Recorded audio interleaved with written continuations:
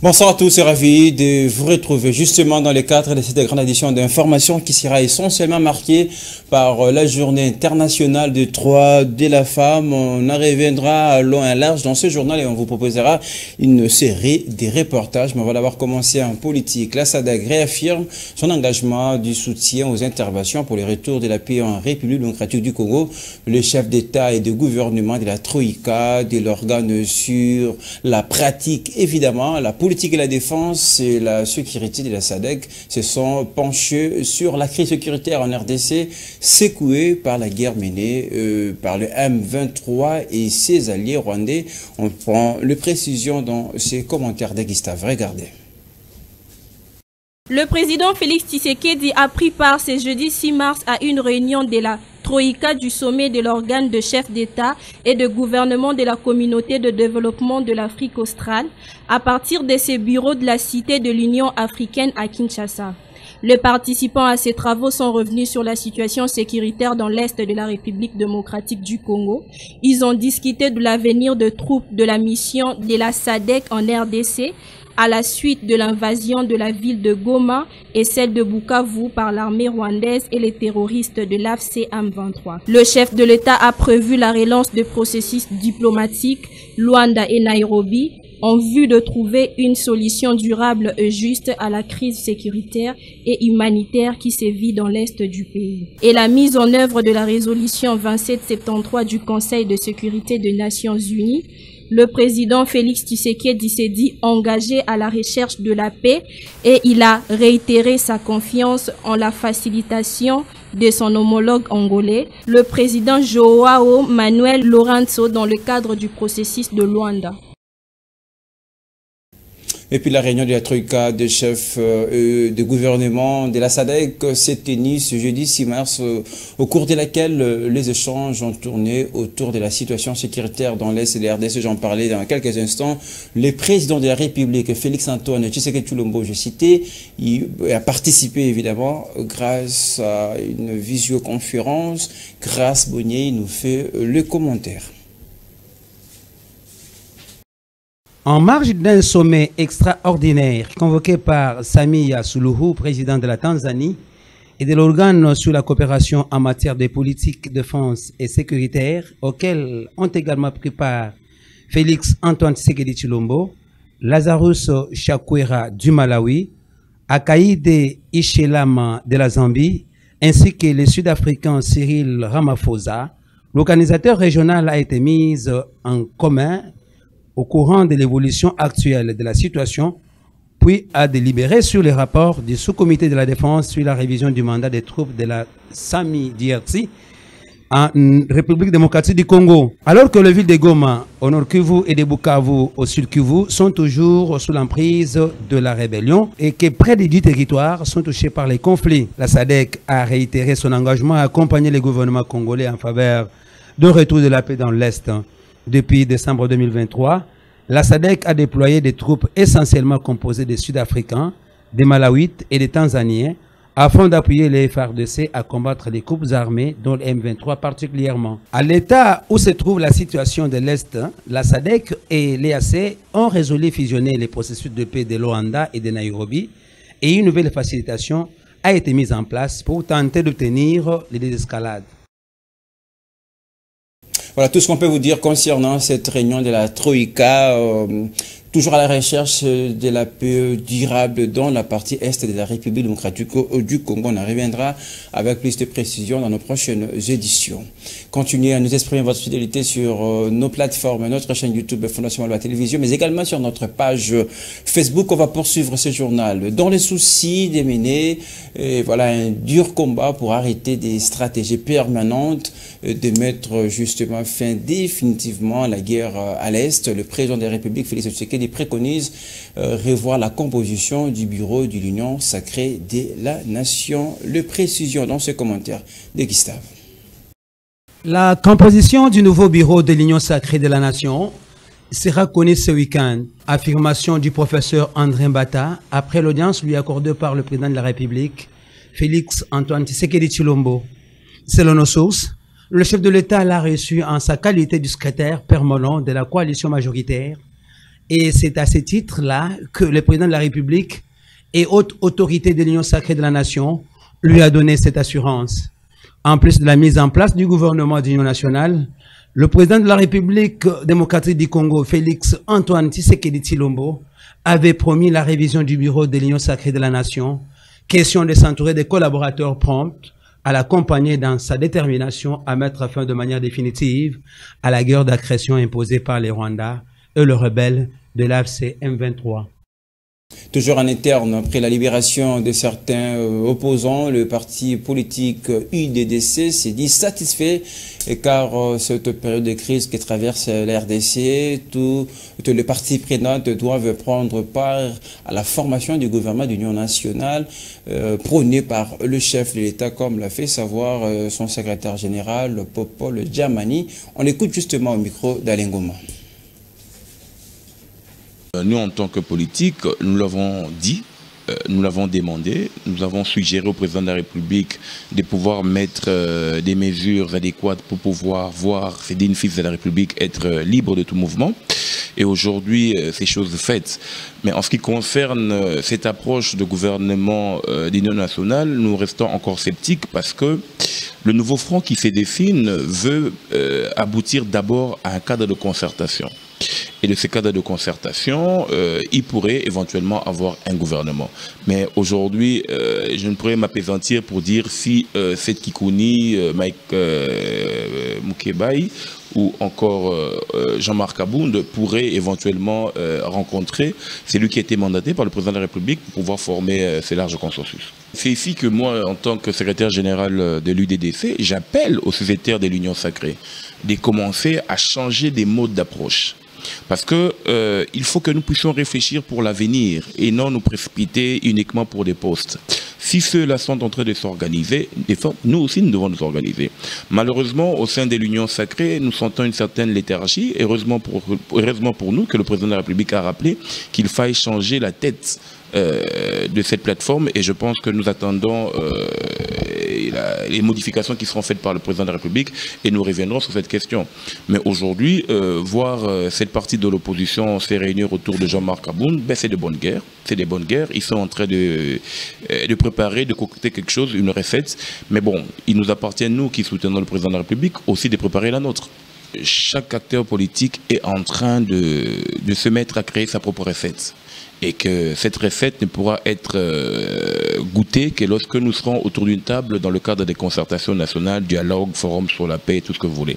Ce qui importe pour nous, c'est qu'aujourd'hui, la voix de notre parti a été entendue. Nous avons prôné la mise en place d'un dialogue national il y a déjà 2 ans et nous sommes là. Et nous pensons que lors des pourparlers, nous allons donner encore plus de voix. En ce qui concerne le sénateur Avi Joseph Kabila, il a émis un vœu de servir la République. Et est-ce qu'il le sert correctement? Il appartient au procureur général qui s'est saisi du discours du président de la République, le traitant de chef de l'AFC, de nous apporter des éléments quant à ce. Le bourgmestre de la commune d'Engaba, Aimé Francis Lolinga, a procédé à la présentation du plan local de sécurité à la population avec l'accompagnement justement technique et l'inspection générale de la territoriale. C'était dans la salle Arche de Noé à Ngaba, en présence de plusieurs autorités politiques, militaires et sociales, dont la dite commune Fifi Kalumbe et Nogmafouka. Comment parvenir à maîtriser la sécurité dans la commune d'Engaba? La question a été étudiée et évaluée pendant 6 mois de dur labeur, assortie d'un document qui nécessite sa mise en place pour prévenir la sécurité dans cette municipalité. Gouvernementale, les autorités de la ville-province de Kinshasa, les autorités communales et toutes les parties prenantes de la population d'Engaba. Nous nous sommes réunis dans ce beau cadre de la salle Arche du Congo pour que les autorités de la commune d'Engaba nous représentent le plan local de sécurité de la commune d'Engaba. La commune d'Engaba qui jadis était qualifiée d'une zone rouge, aujourd'hui toute la communauté d'Engaba s'est réveillée. C'est une journée d'éveil. C'est un moment de veille de la population de Ngaba qui a enduré si longtemps dans la souffrance. Les causes de l'insécurité dans la commune d'Engaba sont multiples, à l'occurrence le banditisme urbain, l'insalubrité, le manque d'électricité et autres. Cette œuvre de veille de conscience de la population présentée à ces jours nécessite l'implication de tous pour sa réussite. 6 jours d'activité en octobre pour préparer ce plan avec des corrections. On a identifié les problèmes sécuritaires de Ngaba, les menaces et les risques. Et on a trouvé des voies de solution. Et c'est tout ça qu'on a pondu dans ce document qui représente, que les chrétiens m'excusent, une petite Bible pour la sécurité dans la commune de Ngaba. Le plan d'action pour la sécurité dans la commune d'Engaba est déjà rédigé et présenté certes, mais sa mise en application s'avère indispensable pour l'effectivité de la sécurité dans cette municipalité. Allez, je l'ai dit au début de ce journal, on va vous proposer une série de reportages à l'occasion de la célébration de la journée internationale de droits de la femme. Plusieurs lectures se font autour de cet événement. Certaines langues se délient sur l'appréciation de la femme d'hier par rapport à celle d'aujourd'hui, tandis que les autres accusent justement les femmes d'être à la base de la dépravation de leur propre comportement. On voit tout cela grâce à ces reportages d'Elohim Zileuka et Samuel Ilunga. La République démocratique du Congo s'apprête à célébrer la Journée internationale de la femme, dont les thèmes sur le plan international est droit, égalité et autonomisation.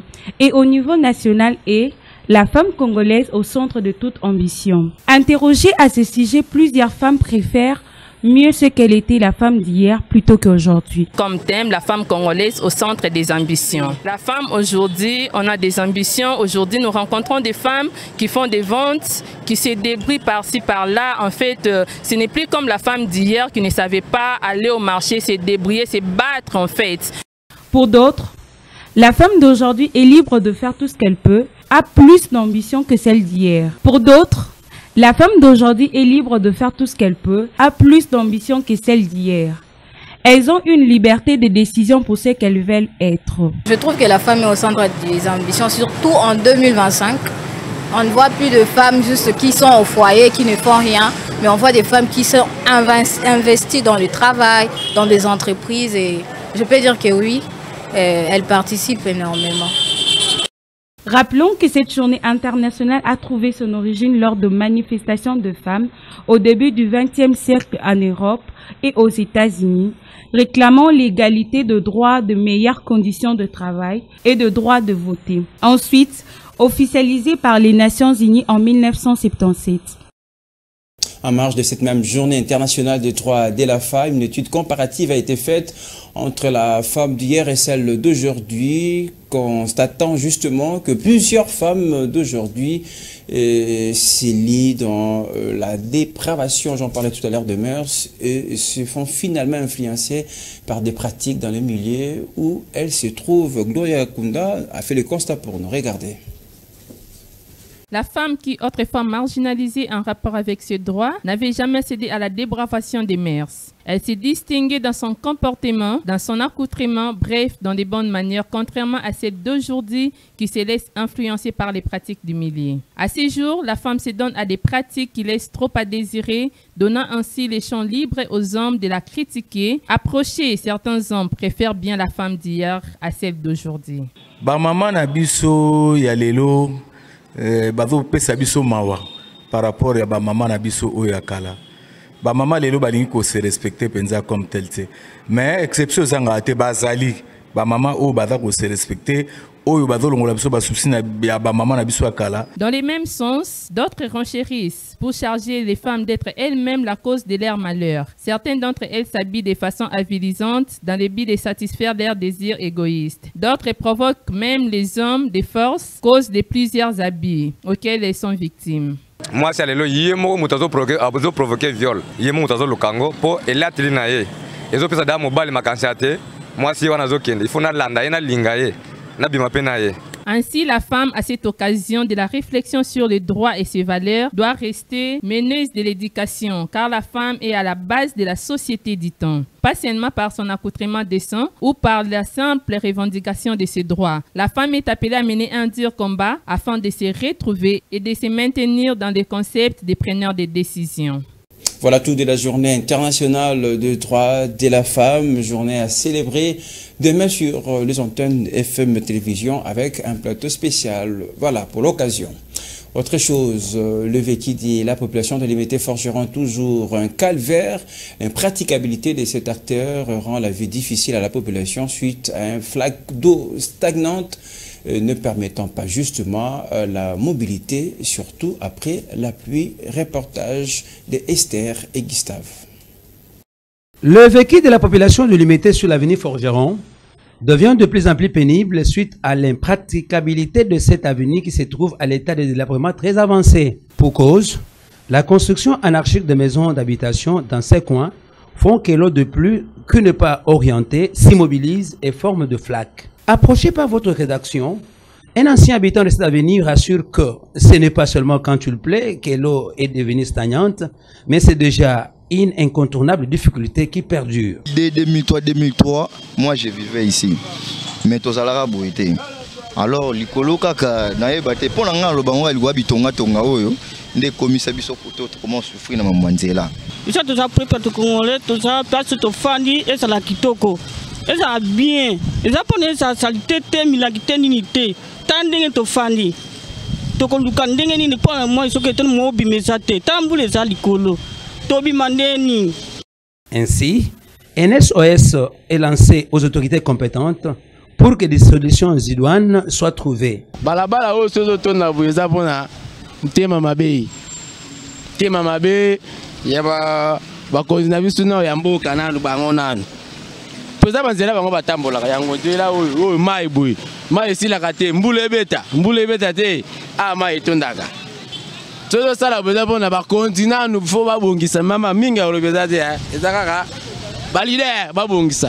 Quand on sait que cette population s'est plainte il y a de cela plusieurs jours, la population a ajouté que un silence des morts loge le camp des décideurs. Allez, on va terminer ce journal par cette petite note. Utilisée dans plusieurs familles comme du thé, la citronnelle est une plante aux vertus exceptionnelles et qui aide justement à la concentration personnelle, à repousser les esprits négatifs, à lutter contre l'hypertension et à traiter plusieurs maladies. Les explications en détail avec Gloria Ngunda. Regardez. La citronnelle ou verveine des Andes est une plante herbacée tropicale cultivée pour ses tiges et feuilles aux qualités aromatiques. Cette plante est antifongique et antibactérienne. L'infusion des citronnelles traite les cas d'herpès, des mycoses et des champignons. Sédative, calmante, décontractante, elle aide à calmer l'anxiété, le stress, la fatigue mentale, la fièvre et favorise un sommeil réparateur.